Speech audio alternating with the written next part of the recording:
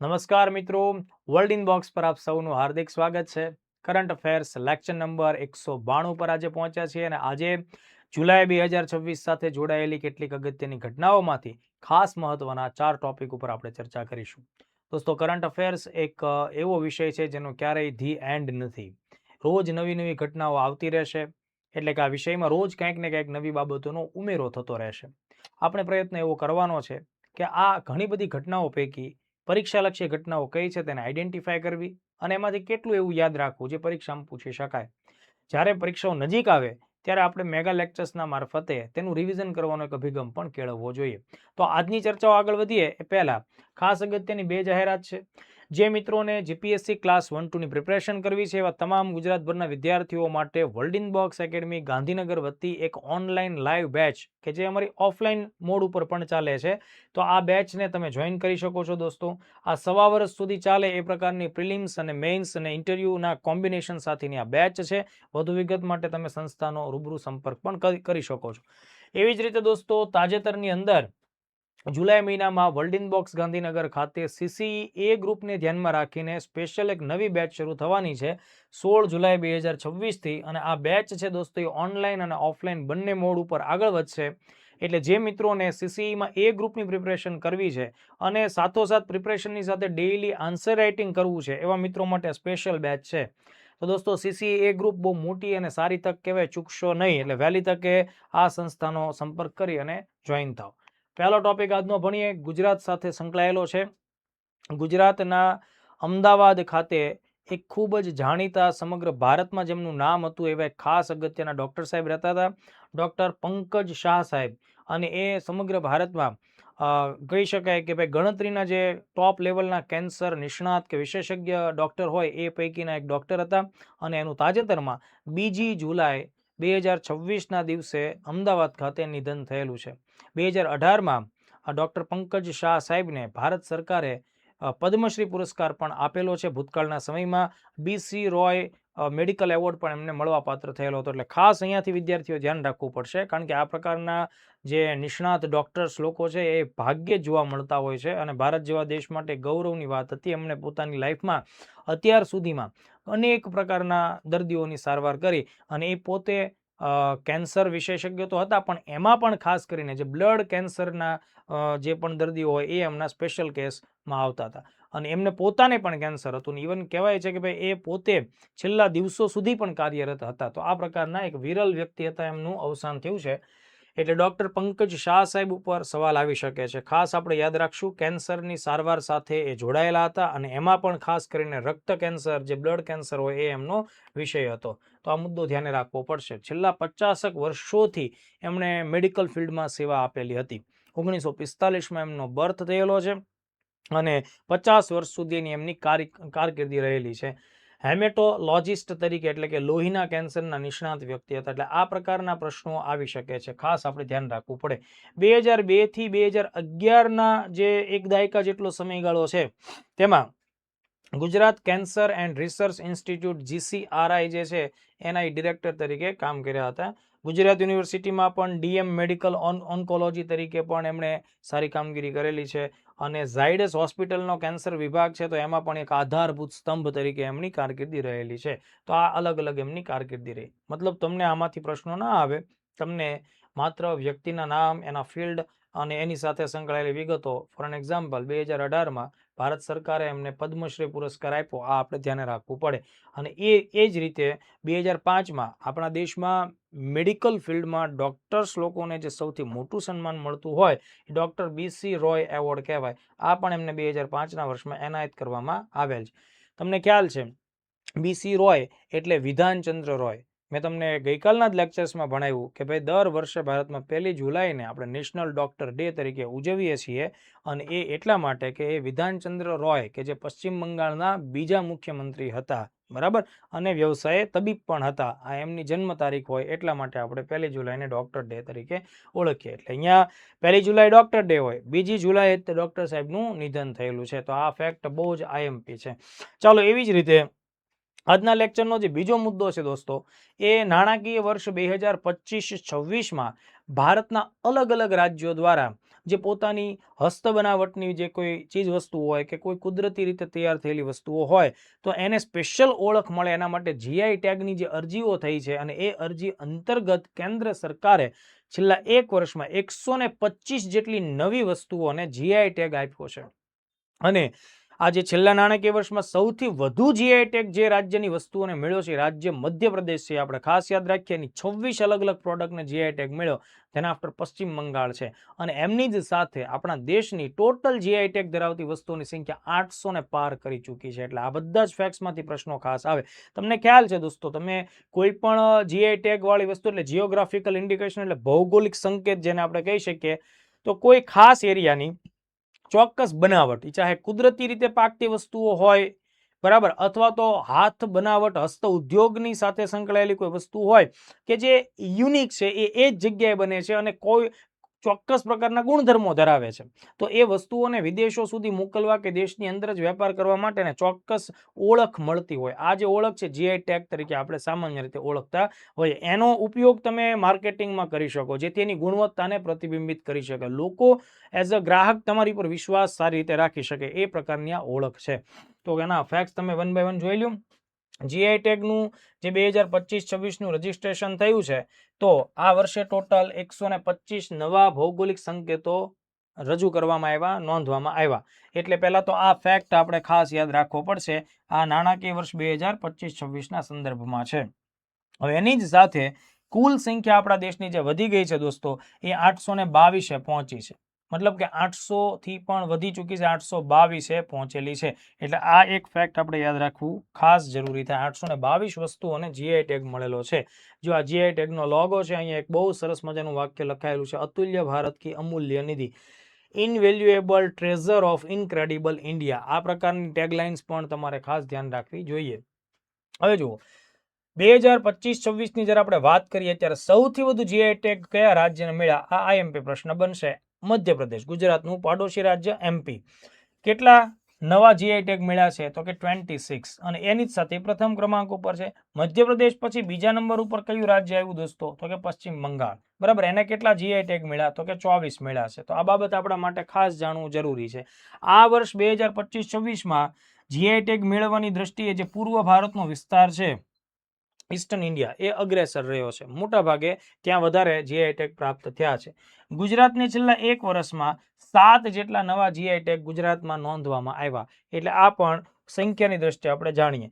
હવે જુઓ, total 822 GI tag છે. તમે વાત કરી કે સર આ વખતે મધ્યપ્રદેશ પહેલા નંબર ઉપર છે, પણ શું ઓલ ઓવર 822નું જ્યારે હું વર્ગીકરણ કરું તો એ દ્રષ્ટિએ કયું રાજ્ય પહેલા નંબર ઉપર આવે? તો ટોપ 3 રાજ્યો યાદ રાખજો. જીઆઈ ટેગ ધરાવતું સૌથી વધુ જીઆઈ ટેગ અત્યાર સુધીના ઇતિહાસનું, તો એ પહેલું રાજ્ય કયું આવશે? એ આવશે ઉત્તર પ્રદેશ. ત્યારબાદ બીજા નંબરે તમિલનાડુ અને ત્રીજા નંબર ઉપર પશ્ચિમ બંગાળ. આ ક્રમની દ્રષ્ટિએ 1 થી 3 છે, એટલે યુપી, પછી તમિલનાડુ અને ધેન આફ્ટર પશ્ચિમ બંગાળ એ ભારતમાં સૌથી વધુ જીઆઈ ટેગ ધરાવતા રાજ્યોનો ક્રમ છે. બરાબર, આ ફેક્ટ આપણે ભૂલવાનું નથી. ભારતમાં સૌથી વધુ જીઆઈ ટેગ ધરાવતું રાજ્ય પહેલા નંબર ઉપર ઉત્તર પ્રદેશ, બીજા નંબર ઉપર તમિલનાડુ અને ત્રીજા નંબર ઉપર પશ્ચિમ બંગાળ છે. તો આ ફેક્ટ બહુ જ આઈએમપી ફેક્ટ થાય. હવે જુઓ, પરીક્ષામાં માનો કે તમને લોકોને સીસી જેવી પરીક્ષાની અંદર લેખિત જે છે 1 માર્ક્સ, 2 માર્ક્સ અને 3 માર્ક્સ, 5 માર્ક્સના સવાલ આપે, એવું પૂછે કે ભાઈ આ ભૌગોલિક સંકેત છે, જીઆઈ ટેગ શું છે? તો જો મેં તમને ઓલરેડી વાત કરી કે ભાઈ કોઈ ચોક્કસ પ્રદેશ સાથે કોઈ પ્રોડક્ટની ઓળખ જોડાઈ જાય છે અને એના લીધે એની વિશ્વસનીયતા વધે છે. બરાબર, ત્યારે આપણે જીઆઈ ટેગ આપતા હોય. તો જીઆઈ ટેગ છે દોસ્તો, એ ચોક્કસ ભૌગોલિક વિસ્તારમાંથી ઉદ્ભવતી અને વિશિષ્ટ ગુણવત્તા, કોઈ ખાસ પ્રકારની તેની પ્રતિષ્ઠા અથવા લાક્ષણિકતાઓ ધરાવતી કોઈ પણ એવી પ્રોડક્ટ જે કૃષિ સાથે સંકળાયેલી હોય, કુદરતી રીતે હોય કે કોઈ ઉત્પાદિત, અને ઉત્પાદિતમાં ખાસ કરીને હસ્તકલાનો વધારે ઉપયોગ થયો હોય, ઔદ્યોગિક રીતે ઉત્પાદિત થયેલી હોય, તેવી વસ્તુઓને આપવામાં આવતું એક વિશિષ્ટ નામ કે કોઈ ચિહ્ન છે, એને આપણે જીઆઈ ટેગ તરીકે ઓળખીએ છીએ. એટલે આ વ્યાખ્યા તમારી મેઇન્સમાં કામ લાગશે. બરાબર, કોઈ ચોક્કસ ભૌગોલિક વિસ્તારમાંથી ઉદ્ભવતી વિશિષ્ટ ગુણવત્તા, પ્રતિષ્ઠા અથવા તો કોઈ લક્ષણો ધરાવતી કૃષિ, કુદરતી કે ઉત્પાદિતમાં હસ્તકલા કે ઔદ્યોગિક બંને પ્રકારનો સમાવેશ થાય એવી વસ્તુઓને આપવામાં આવતી કોઈ ચોક્કસ ઓળખ અથવા વિશિષ્ટ નામ, બરાબર, કે કોઈ ચિહ્ન હશે તો જીઆઈ ટેગ તરીકે ઓળખાશે. આના એક્ઝામ્પલ્સ તમને ખ્યાલ જ છે, જેમ કે ગીરની કેસર કેરી. હવે કેરી તો ઘણી બધી જગ્યાએ થાય, પણ ગીરમાં થતી કેસર કેરીનો સ્વાદ જ અલગ હોય. એટલે ગીરના ઉત્પાદન છે એને તમે જીઆઈ ટેગ આપો છો, જેથી કરીને એ લોકો એનું ચોક્કસ માર્કેટિંગ કરે અને એની સાચી ઓળખ હોય. નહીતર તમે બીજી કોઈ પણ જગ્યાની કેરી હોય અને બોક્સમાં ભરીને ઉપર ગીરની કેરી લખી નાખો તો આ કાનૂનની દ્રષ્ટિએ ખોટી વસ્તુ છે. બરાબર. તો જીઆઈ ટેગનો ઉપયોગ ગીરના કેસર કેરીના ઉત્પાદકો જ કરી શકે. બરાબર. એ રીતે પાટણના પટોળા અને દાર્જિલિંગની ચા આ ચોક્કસ વિસ્તારના ગુણધર્મોને લઈને એની કંઈક લાક્ષણિકતાઓ તમને જોવા મળે. એટલે આ રીતનું એનું તમારે વ્યાખ્યા અને કેટલાક એક્ઝામ્પલ્સ બતાવવા પડે. ચાલો એનાથી આગળ. હવે જુઓ, આ જીઆઈ ટેગ વાળી જે સ્પેશિયલ ઓળખ છે એ કયું મંત્રાલય, એની કઈ સંસ્થા, કયો વિભાગ આપે ને કેટલા સમય સુધી આપે, આ પણ પ્રિલિમ્સમાં વિધાનોવાળા પ્રશ્નો માટે ખાસ જરૂરી છે. તો ખાસ આપણે યાદ રાખીએ કે ભાઈ કેન્દ્રીય વાણિજ્ય અને ઉદ્યોગ મંત્રાલય, બરાબર, ministry of commerce and industry, એનો એક વિભાગ છે ડીપીઆઈઆઈટી. તો ડીપીઆઈઆઈટી એટલે department four promotion of industry and internal trade. આ વિભાગ અંતર્ગત એક સંસ્થા કામ કરે છે. બરાબર. અને એ સંસ્થા છે જીઓગ્રાફિકલ ઇન્ડિકેશન રજિસ્ટ્રી. બરાબર. તો આ વિભાગ હેઠળ કામ કરે છે. અને આ જીઓગ્રાફિકલ ઇન્ડિકેશન રજિસ્ટ્રી છે દોસ્તો, એ તમિલનાડુમાં ચેન્નઈ ખાતે આવેલી છે. એ ત્યાંથી કામ કરે છે. એટલે ચેન્નઈ વાળી બાબત પણ ધ્યાને રાખવી. આ રજિસ્ટ્રીમાં તમારે એની પ્રોસેસને ફોલો કરી અને એનું રજિસ્ટ્રેશન કરાવવાનું હોય. બરાબર. તો આ એક ફેક્ટ યાદ રાખીએ. હવે આના માટેનો એક કાયદો છે, geographical indication of goods registration and protection act 1999, અને જે 2003 થી અમલમાં છે. એટલે જીઆઈ ટેગનો કાયદો 1999 વાળો કાયદો, એને અંતર્ગત આની આખી પ્રોસેસ અને નિયમો દર્શાવેલા છે. જ્યારે આની પ્રોસેસ તમે કરો છો, તમને જીઆઈ ટેગ પ્રાપ્ત થાય છે. બરાબર. તો એ જીઆઈ ટેગની વેલિડિટી કેટલા સમય સુધી હોય? તો એ જવાબ છે 10 વર્ષ. 10 વર્ષ પછી તમારે ફરીથી રજીસ્ટ્રેશન કરાવવાનું અને ફરીથી તમને નવો જીઆઈ ટેગ 10 વર્ષ માટે મળે છે. એટલે આ એક બાબત આપણે યાદ રાખીશું, 10 વર્ષ. એટલે ફરીથી રિપીટ પણ તમે કરી શકો છો, તરત આપણે રિપીટ કરી શકીએ છીએ. તો આટલા ફેક્ટ આપણે યાદ રાખવા પડે. તો આઈ થિંક આ બીજા નંબરનો મુદ્દો બહુ જ મહત્વનો છે અને આપણે ખાસ ધ્યાને રાખ્યો. ત્યારબાદ ત્રીજા નંબરનો મુદ્દો છે દોસ્તો, એ ગુજરાત સાથે સંકળાયેલો છે, સાણંદ સાથે સંકળાયેલો છે. ઇલેક્ટ્રોનિક્સ ફિલ્ડ અને જે કહી શકાય સેમિકન્ડક્ટર ઉદ્યોગ અને જે ચીપ હોય એની સાથે સંકળાયેલો છે.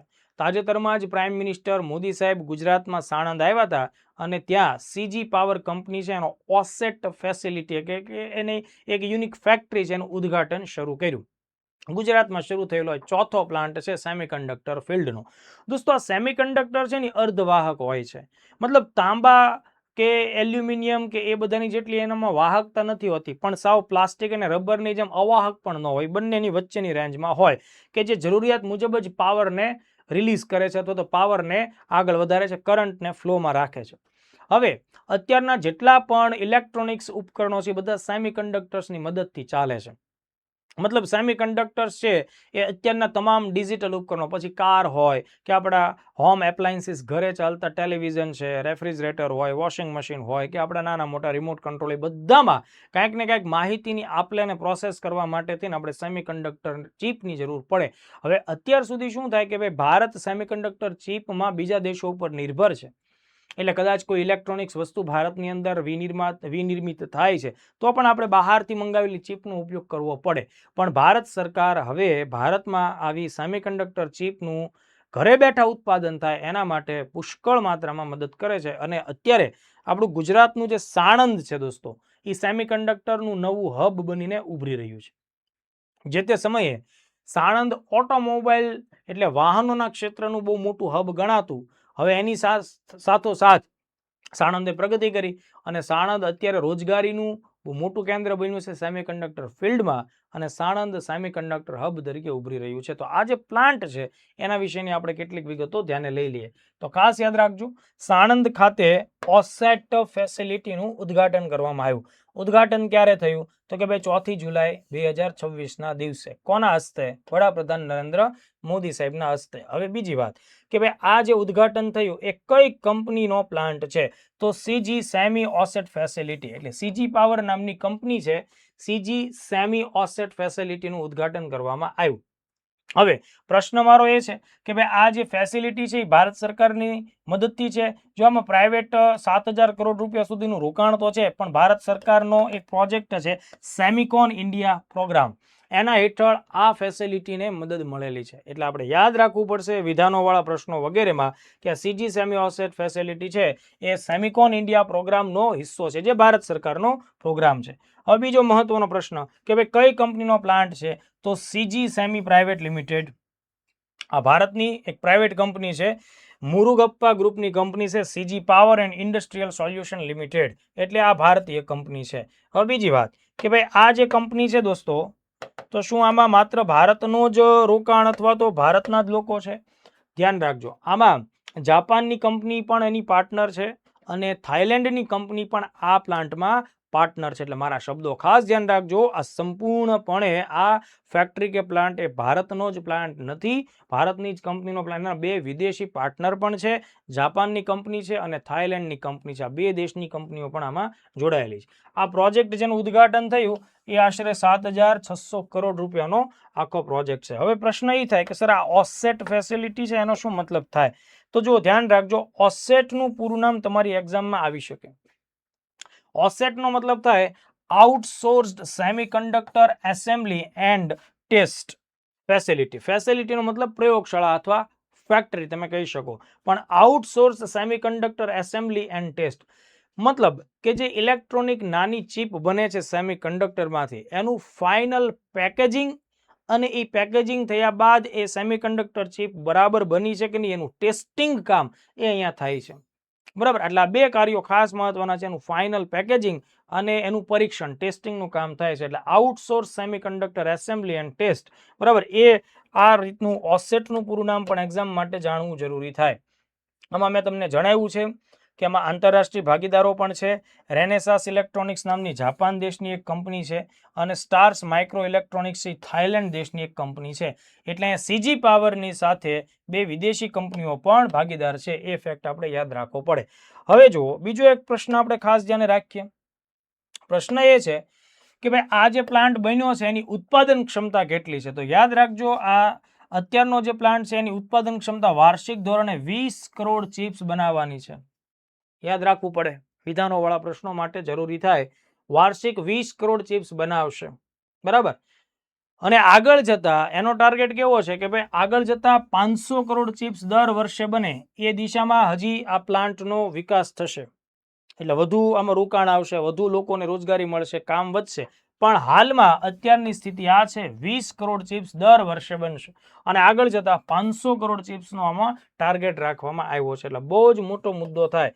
બીજું, અહીંયા જેટલી પણ ઇલેક્ટ્રોનિક્સ ચિપ્સ બનશે એની નિકાસ થશે જાપાનમાં, અમેરિકામાં, યુરોપ જેવા દેશોમાં. એટલે આનાથી ભારતની નિકાસ વધશે. બીજું, અત્યારે આ જે પ્રોજેક્ટ છે એ આવનારા 5 વર્ષની અંદર દોસ્તો 5,000થી પણ વધુ લોકોને ડાયરેક્ટ ઇનડાયરેક્ટલી રોજગાર આપશે. તો આટલા મુદ્દા તમારે ખાસ ધ્યાન રાખવા પડે. બરાબર, કારણ કે એ ગુજરાતની ઇકોનોમી સાથે, ગુજરાતના વ્યવસાયો, ઉદ્યોગો સાથે મુદ્દો સંકળાયેલો છે. ગુજરાત દોસ્તો ભારતમાં નવું સેમિકન્ડક્ટર હબ અને એમાં સાણંદનો વિસ્તાર સેમિકન્ડક્ટર હબ તરીકે વિકસી રહ્યો છે. ચાલો નેક્સ્ટ આપણે જોઈએ. જે નેક્સ્ટ મુદ્દો છે દોસ્તો બહુ જ મહત્વનો છે. આ મુદ્દો છે એ કળા અને સંસ્કૃતિ સાથે સંકળાયેલો છે. મધ્ય ભારતના વિસ્તારનું એક રાજ્ય છે છત્તીસગઢ, અને આ છત્તીસગઢમાં એક ચોક્કસ પ્રકારની લોકકળા બહુ જ ચર્ચામાં રહેતી હોય અથવા તો લોકો એના દીવાના હોય છે, અને એ જે લોકકળા છે એને કહેવાય છે પાંડવાની. પાંડવાનીનો મતલબ થશે પાંડવોના જીવન સાથે સંકળાયેલી કહાનીઓ. તો આ કહાનીઓ છે દોસ્તો, એને સ્ટેજ ઉપર કલાકારો પરફોર્મ કરતા હોય, ભજવતા હોય, હાથમાં એકતારો કે તંબુરો લઈ અને ગાયન શૈલી સાથે કહાનીને રજૂ કરતા હોય.